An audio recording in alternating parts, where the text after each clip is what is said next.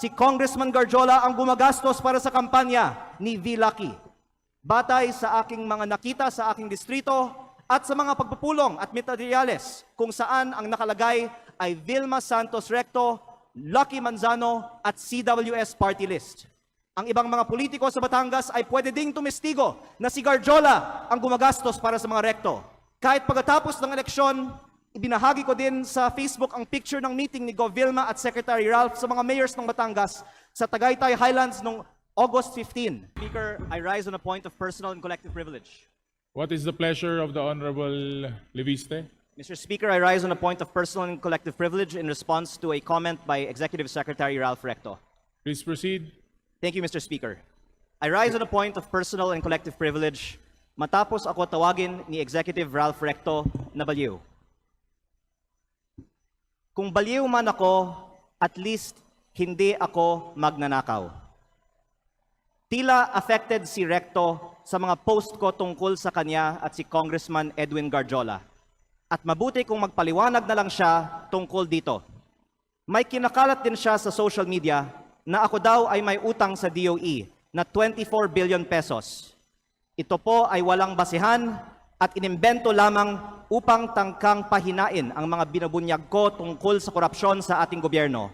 At mas marami pa ang aking sasabihin sa ibang pagkakataon. Nagsimula lang itong mga atake sa akin nang sinimulan kong imbestigahan ang DPWH sa Batangas at ang mga kumpanyang konektado kay Congressman Edwin Garjola at naging Executive Secretary si Ralph Recto. Marami rin ang nagsabi na ang pagbunyag ko nito ay hindi aking kapaki-pakinabang. Ngunit hindi ito para sa sarili ko, ito ay bahagi ng aking tungkulin bilang mambabatas at kinatawan ng unang distrito ng Batangas. At hindi ako matitinag, kaya po ako ay nananawagan na imbestigahan ang koneksyon ni Garjola kay Recto, lalo na ngayong Executive Secretary na siya, at suriin ni Pangulong Marcos kung natutulungan ni Recto si Garjola mula sa loob ng Malacanang. Dahil limitado ang oras ngayon, ilahad ko ang iba ko pang nalalaman tungkol sa mga koneksyon ni Garjola at Recto sa iba pang mga araw. Sisimulan ko lang ngayon sa isang punto.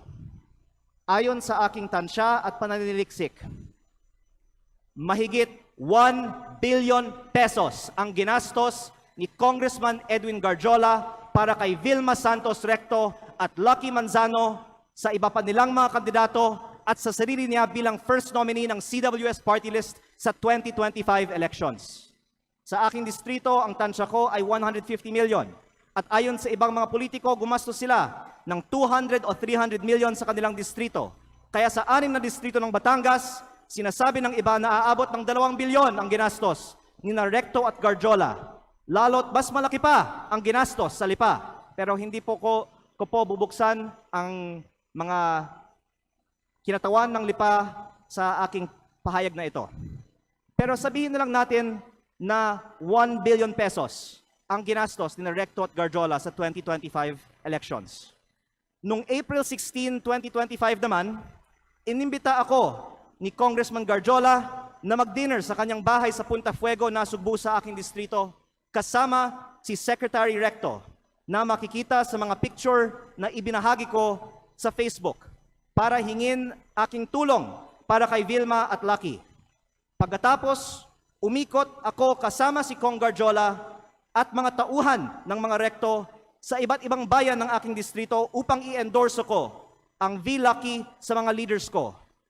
Pagkatapos ng mga meeting, nakatanggap ako ng reports na may ibinigay umano na cash para ikampanya si Vilma at Lucky na galing raw kay Congressman Garjola. Tila si Congressman Garjola ang gumagastos para sa kampanya ni V. Lucky. Batay sa aking mga nakita sa aking distrito at sa mga pagpupulong at materyales kung saan ang nakalagay ay Vilma Santos Recto, Lucky Manzano at CWS party list. Ang ibang mga politiko sa Batangas ay pwede ding tumestigo na si Garjola ang gumagastos para sa mga Recto. Kahit pagkatapos ng eleksyon, ibinahagi ko din sa Facebook ang picture ng meeting ni Gov. Vilma at Secretary Ralph sa mga mayors ng Batangas sa Tagaytay Highlands noong August 15 na ayon sa mga dumalo ay hosted by Congressman Garjola. Kung mali ang aking impormasyon, narito naman ang ibang mga kinatawan ng Batangas at pwede nilang sagutin ngayong araw na ito ang aking mga pahayag. O pwedeng magpatawag ang Kongreso ng pagdinig. At kung totoo na 1 billion pesos o mahigit pa ang ginastos ni Congressman Garjola para sa mga rekto sa nakaraang kampanya, ang susunod na tanong ay, bakit si Garjola gumastos ng mahigit 1 billion piso para sa mga rekto? Ito ba ay pagkakaibigan lang o may ginagawa ba si Ralph Recto as Cabinet Secretary of the Republic of the Philippines para makapaggastos ng ganito si Garjola? Sa aming dinner noong April 16, inalok ako ni Congressman Garjola na magpartner sa kanya at kay Secretary Recto sa pagnenegosyo sa DPWH sa aking distrito. Sa sistema raw na ginagawa nila noon pa sa Lipa at sa ibang mga bayan. Tukuyin ang mga lugar para sa mga road opening ng DPWH. Sabihan ko daw sila pag meron akong mga nakita para makasama sila sa bilihan ng lupa. Kayang tumulong daw sa pagpondo ng mga proyekto ng DPWH si Secretary Recto dahil siya ay nasa kabinete at si Cong Garjola din ay malakas daw sa DPWH at maaaring siya na ang bahala sa kontraktor. Sa ibang pagkakataon, ipinagmamalaki din sa akin mismo ni Secretary Recto na bago niya pinopondohan sa DPWH ang mga bypass roads sa Lipa, kinokondisyon pa niya sa mga may-ari ng lupang dadaanan na magbigay sa kanya ng parte ng lupa sa mababang presyo. At iba't ibang mga tao ay nagkwento din sa akin na gawain ni Recto ito. Kung lehitimo man ito, mabuti at maging transparent si Secretary Recto sa kanyang yaman. At kung ang ginagastos ni Cong Garjola para sa kampanya nila ay may kaugnayan sa pagiging kontraktor ni Garjola sa Batangas. At sa halip na tumigil ang mga ito matapos pumutok ang flood control investigations, mayroon bagong regional director, ang DPWH 4A na si Carolina Pastrana na dating Batangas 3rd District Engineer, ang distrito ni Congressman Garjola sa Mataas na Kahoy, Batangas, na sinabi ay pinili ni Recto dahil siya ngayon ay Executive Secretary na may hawak ng appointments sa Malacanang. Siguro naman hindi ito alam ni Pangulong Marcos, kaya inilalahad ko din ito ngayon sa Kongreso para makita ng lahat ang koneksyon ni Recto at ni Garjola at ang epekto nito para sa buong bansa. Tatalakayin ko pa sa ibang pagkakataon ang mga anomalya sa DPWH sa Batangas. Nalulungkot ako para kay Secretary Recto at Governor Vilma Santos dahil matagal na silang nasa politika na may mga pangalang inaalagaan. At ngayon pa lalabas ang mga isyong ito. Pero mas nalulungkot ako para sa Batangas at sa ating bayan dahil sa mga ginagawa ng mga pinakamataas na opisyal gamit ang pera ng bayan. Lalo kung hindi man lang tutugunan ang mga aligasyong ito at kung hindi inaaprubahan ang pagbaba ng VAT at mga buwis sa langis o ibinibigay ang ayuda para sa lahat na nabanggit ko na sa mga nakaraang pagkakataon. Kung hindi totoo ang mga sinasabi ko ngayon, hindi dapat tahimik si Secretary Recto at Governor Vilma tungkol sa umano'y korupsyon sa DPWH sa Batangas at ang mga aligasyon kay Cong Garjola na tinawagan ng ICI na binuo ng gobyernong ito bilang isa sa mga pinakamalaking kontraktor ng DPWH sa Kongreso. Mabuti kung ipaliwanag nila kung totoo bang malaki ang ginastos ni Garjola para sa kanilang kampanya at ano ang kapalit at kung si Garjola ay kaibigan lang ba o funder din. At kung hindi sasagutin ni Secretary Recto ang mga aligasyong ito, hinahamon ko si Yusek Claire Castro sa susunod niyang press briefing na sagutin kung tama ba na may ganitong aligasyon kay Executive Secretary Recto, bakit hindi pa sinasalang si Secretary Recto sa Commission on Appointments at kung ayaw din ba nilang buksan ang mga detalye ng 2 kasong plunder ni E.S. Recto sa Ombudsman. Mabuti ding magpaliwanag si Yusek Castro kung bakit ba talaga natanggal sa pwesto si Executive Secretary Lucas Bersamin nang walang paliwanag at ipinalit isang respetadong dating Chief Justice ng Supreme Court sa isang taong ngayong may 2 kasong plunder sa Ombudsman. Panghuli, hindi lingid sa atin na binomba ang kotse ni dating Batangas Governor Armand Sanchez. Mapanganib ang politika sa Batangas kapag malaking tao ang inyong binabangga. Kaya kung ito man ang aking huling pagkakataon, nais kong dagdagan, hindi lang DPWH ang posibleng pagkukunan ng pondo ni Recto at Garjola. Dahil ayon sa mga politiko sa iba't ibang mga bayan ng Batangas, ang nasa likod ng STL operator ng Batangas, Refresh Gaming, ay si Recto at Garjola, na ang isang humaharap para sa kanila ay si San Juan Vice Mayor Anthony Marasigan, kahit na iba ang mga tao sa GIS ng kumpanya. Habang nasa kabinete ng Republika ng Pilipinas si Secretary Recto, mayroon bookies o second table ang Refresh sa kanyang sariling lalawigan. Kaya nananawagan din ako sa Kongreso na imbestigahan ang operations ng Refresh Gaming Corporation sa Batangas. Ang mga politiko sa Batangas ay maaaring tumestigo na dahil si Governor Vilma Santos ay nasa Kapitolyo, si Executive Secretary Ralph Recto sa Malacanang, at suportado sila ni Congressman Garjola, kompleto ang makinarya para gawing negosyo ang Batangas. Kaya baka hindi lang 1 bilyon ang nagastos na ni Garjola para sa mga Recto. Maraming salamat po. Majority Leader.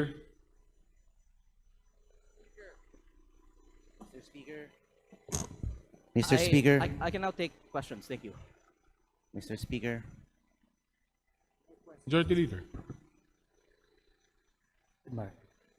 Mr. Speaker, we'd like to recognize the representative of Lipa, Congressman Ryan Recto. The Honorable Ryan Recto is now recognized. Please proceed. Good afternoon, everyone. No questions to be asked on my end. Mr. Speaker, I would just like to make a manifestation to set the record straight regarding the issues raised by my fellow representative from Batangas on the alleged issues that were narrated. First, while this representation recognizes the importance of legislative oversight, I believe that it is equally important that information shared in this plenary is accurately based on facts, not assumptions, not insinuations, and certainly not on incomplete information. Hindi po dapat ginagamit ang plenaryong ito upang lahad ng mga haka-haka o paratang na walang sapat na basehan. On the alleged ties between Congressman Edwin Gadiola and Executive Secretary Ralph Recto, their association is purely professional, as Congressman Gadiola is also a member of the House of Representatives and a fellow Batangueño. There are no personal interests involved, but only a shared commitment to fulfill their duties to their constituents. Walang katotohanan ang mga alegasyon ni Congressman Leviste na mayroon silang may mga maanumalyang transaksyon. Fake news po yan, Mr. Speaker.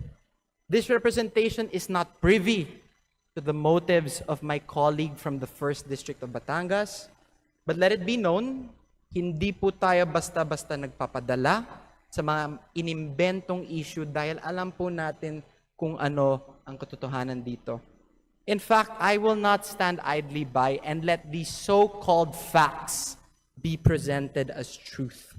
Let it be a reminder that Executive Secretary Ralph Recto has served as congressman and senator for decades, representing not only Batangas, but also the broader interests of the Filipino. And same goes for Governor Vilma Santos Recto. Mr. Speaker, and to all my colleagues here and to the general public, let us just focus on the facts and let us uphold the process. And most of all, let us keep our focus on our constituents and serve them with integrity. And on the subject of VAT, pagdebatihan po natin yan dito sa Kongreso. It is not the job of the executive, but our job as legislators, and we're always open for that. Thank you, Mr. Speaker. Mr. Speaker, may I Thank respond? Majority Leader. Mr. Speaker, may I respond? Mr. Speaker, I'd like to recognize the Congressman for the 1st District of Batangas, Thank you. Congressman Leandro Please Leviste. respond. Unang-una po kay Congressman Recto na gusto niyang talakayin ito ng mas mahaba siguro sa Kongreso. Kaya sana magkasundo-sundo na lang tayo na magkaroon ng pagdinig sa Kongreso ipatawag natin ang iba nating mga kapwa Batanggenyo at sila ang pwedeng tumestigo tungkol sa mga kaugnayan ni na Secretary Recto at Congressman Garjola para hindi he said, she said at maglabas na ng mga resibo. Pangalawa, dagdagan ko din na hindi ko binanggit sa aking privilege speech kanina ang eleksyon sa Lipa, alang-alang sa aking kasamahan. Pero para may konteksto tayo sa talakayan nito, sinabi sa akin ng ibang mga politiko sa Lipa na ang di umano'y ginastos ni Congressman Garjola at ng mga Recto sa Lipa sa 2025 elections ay umabot pa ng 1 billion pesos kasama na ang napakataas na presyo para sa bilihan ng mga boto. Hindi ko po alam ang totoong nangyari.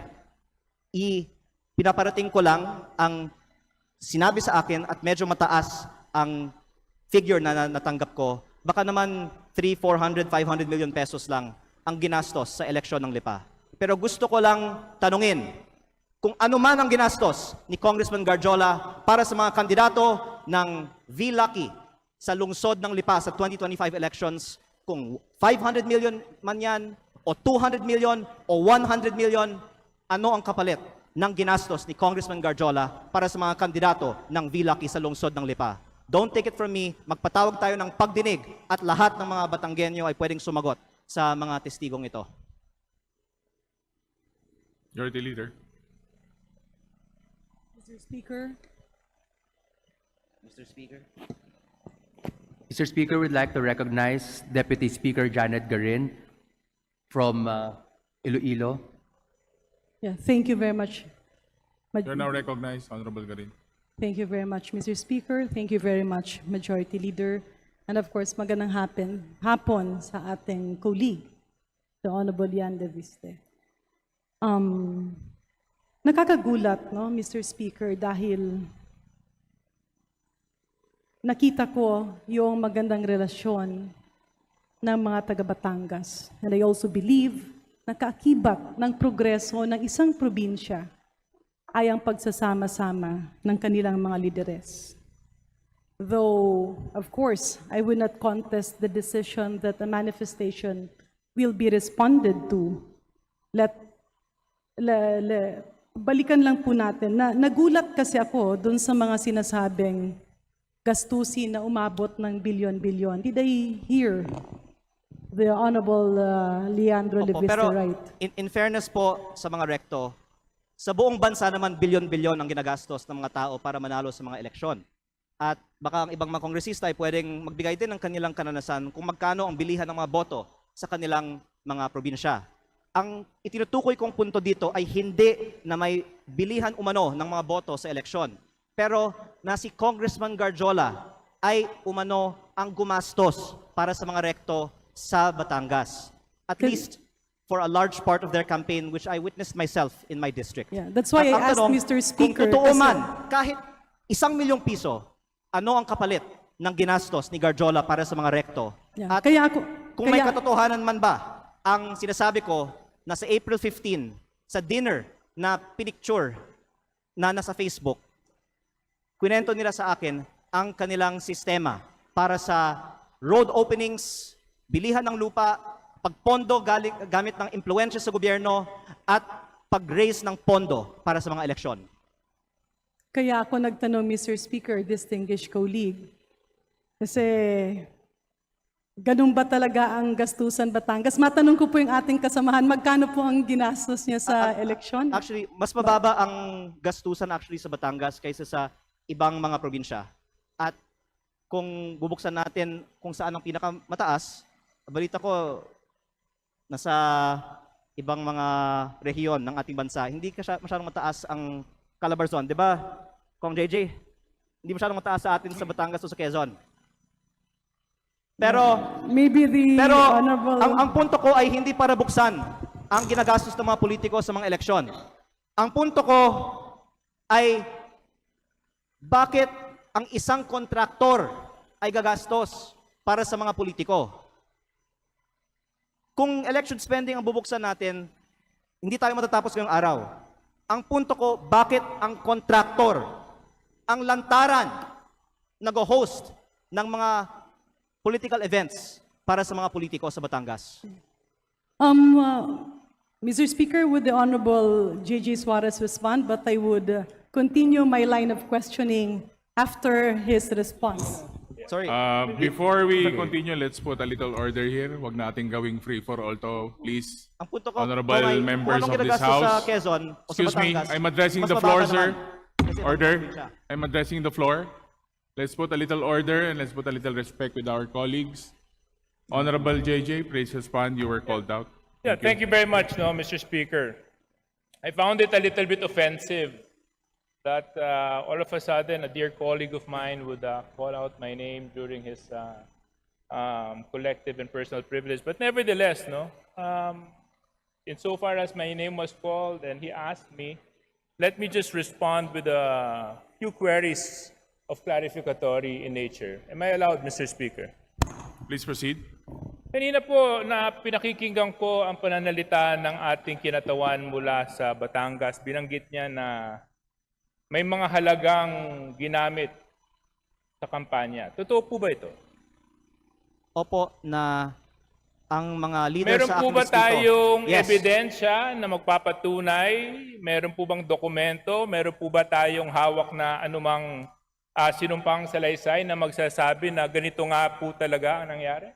Unang-una po, Or tayo po ba ay bumabase lamang sa mga haka-haka at kwento at text at mga Facebook okay, messages? ilang sagot po. Unang-una, sa campaign sorties, nakikita natin na may gastos. At ang punto ko ay tila si Kong Garjola ay may ginastos para sa campaign sorties ng Vilma at Lucky sa Batangas. Pangalawa, ang leaders ko sa Batangas, ayon sa aking isinalaysay, ay nakatanggap ng pera galing kay Congressman Garjola at ito po ay para ikampanya ang Vilma at Lucky pero galing kay Congressman Garjola. At pangatlo, magpatawag na lang tayo ng pagdinig sa Kongreso para ang mga ibang mga politiko sa Batangas at hindi ako ang pwedeng tumistigo tungkol dito. Mr. Speaker, tayo po ay nahalal bago 2025. Taon po ngayon ay 2026. Kung talaga pong may mga ganong nangyari na maanomalya o questions of irregularities during the campaign, were the proper cases filed in COMELEC? Were ethics complaint filed in Congress?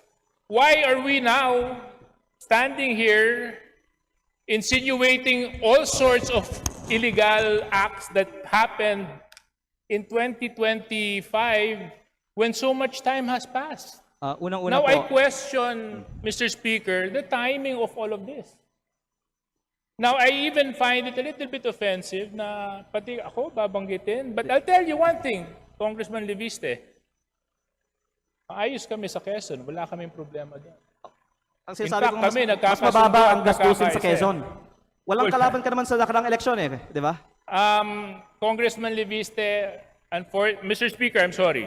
I'm supposed to be respecting Please, our rules. address the Mr. Speaker, unfortunately, I do not abide by comments of the good congressman from Batangas. I think it's totally uncalled for and baseless. And in fact, it's downright hearsay for him to make such allegations. And if indeed he has factual basis in anything and everything that he is saying, there were proper forums to do the same, to act on those allegations, to make the necessary complaints. Why now? Why here? Mr. Speaker.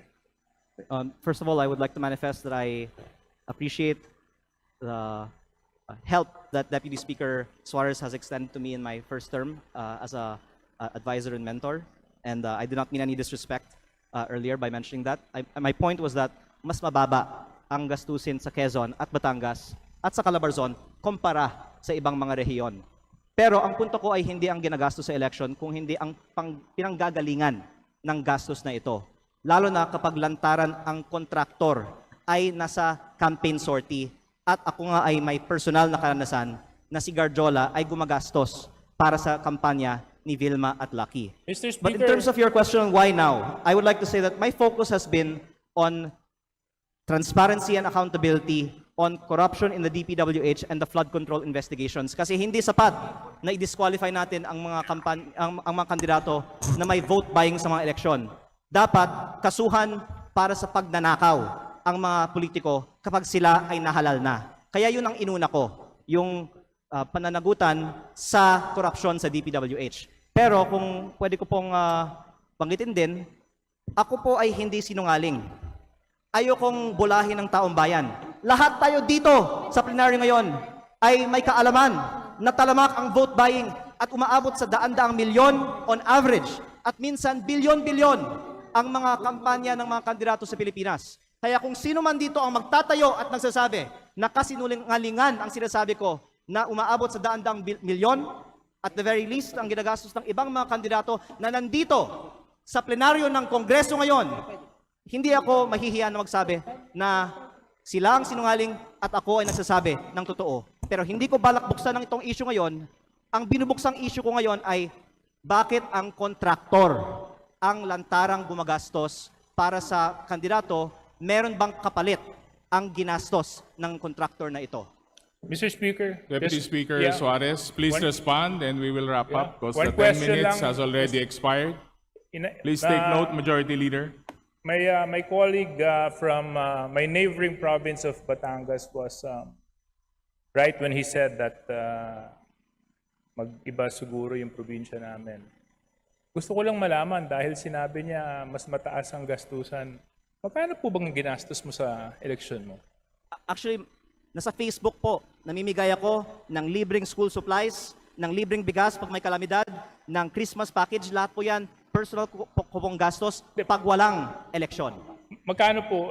Nasa Facebook po, lahat ng ginastos ko at inanunsyo ko naman na ako po ay nag-donate sa aking foundation ng 6 billion pesos para sa mga estudyante at mga typhoon victims. Di, para Ako lang po maintindihan ko, Mr. Speaker, kasi, di ba, sabi... Ako po ay hindi Magkano ba sisinungaling. nagastos nyo? Dahil sinabi ko nga, sinagot ko na, ako ay may foundation na nag-donate ng ako ay may So yung foundation niyo yung gumastos sa kampanya ninyo na 6 na bilyon? Tama po ba yun? Hindi po. Ang sinasabi ko, ako ay may foundation na nagbibigay ng school supplies at bigas at relief So yung goods. foundation po niyon ay yun ang nagamit na Hindi yan ang ginastos paraan ko sa kampanya. Kasi patuloy akong namimigay pa ng tulong after the sa aking campaign. distrito. Opo. Pero kaya ako po binubuksan ito ngayon kasi wala akong itinatago. Naka-post sa Facebook yung mga ipinamimigay ko kasi yan ay hindi kapalit ng boto. At ayaw ko na magkukunwari tayo dito bago ko pa papangalanan ng ibang mga nakatayo sa Kongreso ngayon na balita ko ay may mataas na presyo ng bilihan sa kanilang mga eleksyon na itanggi natin dito na talamak ang vote buying at mataas na spending sa mga kampanya sa Pilipinas. Ang pinupunto ko lang po ngayon ay sa mga nakalap kong impormasyon, si Garjola ang gumastos para sa mga rekto sa Batangas. Please wrap up, honorable members. Yeah, I'm Final just... response. Yeah, Mr. Speaker, thank you very much for the time. Medyo nalito lang ako. Parang ang dami na natin pinuntahan na topic, from vote buying to business associates, to all may oras sorts of naman tayo. partnerships, and to... Mr. Speaker, can we have like 2 hours for this interpellation? My point is, Mr. Speaker, is there was a proper venue, there was a proper opportunity to take the legal recourse to address whatever concerns and allegations the good congressman. We had all of this. And I hope that we avoid grandstanding and taking opportunity of the podium and the bright lights of Congress to set aside our political interests and use the proper forum so that in such a way we can live by the rule of law and abide by the rules of Congress. Thank you very much, Mr. Speaker. Majority Leader. Mr. Speaker, would like to recognize Congressman Terry Don of Bicol Sarok. Yeah. Before Mr. we Speaker, point of order, finish I believe this, I'm still since the time is interpolating. expired, the Honorable Ridon is given a few minutes. Please Proceed. Mr. Speaker, point of order. I just have a point of order, Mr. Speaker. What is the point there of were order? Specific allegations. Honorable Ridon. There were specific allegations relating to other regions outside of Calabarzon that are spending so much more during their elections. I think it is not based on truth. It is not based on fact.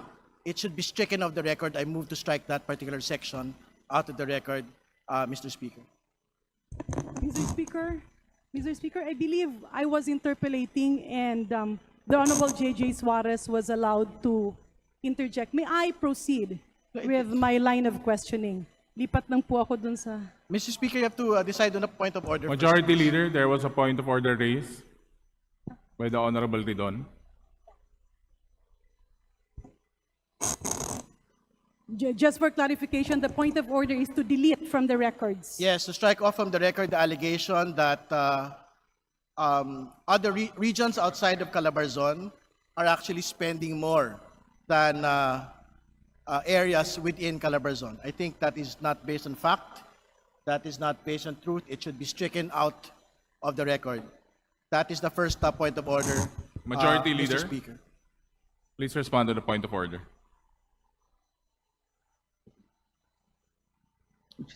Move to strike out, Mr. Chair. Mr. Speaker. Mr. Speaker, I move to strike out the comments made earlier. Is by there any objection Honorable to the Levistel. motion? Chair hears none, said motion is carried. Second point of order, Mr. Speaker. The speech by the good congressman from Batangas doesn't appear to be a speech relating to personal and collective privilege. It has branched out to matters that are outside of it. So I think even this particular speech in its entirety should be stricken off the record, Mr. Speaker. Majority Leader, there's another point of order. Mr. Speaker, I move to strike out the... Mr. Speaker, I object. There was a motion, duly objected. Duly objected. We now put the motion into a vote to strike out entirely the privileged speech of the other Personal and collective. personal and collective privilege of the Honorable Leviste. All those in favor, please say aye. All those against, please say nay. Nay. The ayes have it. Said the motion is now approved. Sorry, I object. I Mr. think there were Speaker. a lot of nays as well. Can we have a roll call vote? Mr. Speaker, I move to suspend session. Session suspended. Wala, nag-rule na. Nabang ko na eh.